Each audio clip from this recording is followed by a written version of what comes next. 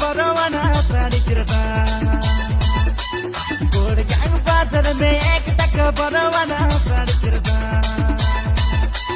साड़ी तोर लगलिया है गाड़ी पारे हाय दे मुला साग बुनलिया है बाड़ी भितारे साड़ी तोर लगलिया है गाड़ी पारे हाय दे मुला साग बुनलिया है बाड़ी भितारे लेबेकी दे कोई दाम 5 টাকা मुट्ठी में लेबेकी दे कोई दाम 10 টাকা गोड़गांव बाजार में 1 टका बरवाना साड़ी किरता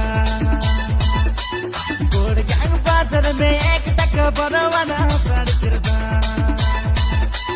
साड़ी तोर लगलिया है गाड़ी पारे हाय दे मुला साग बुनलिया है बाड़ी भितारे साड़ी तोर लगलिया है गाड़ी पारे हाय दे मुला साग बुनलिया है बाड़ी भितारे लेबेकी दे कोई दाम 5 টাকা मुट्ठी में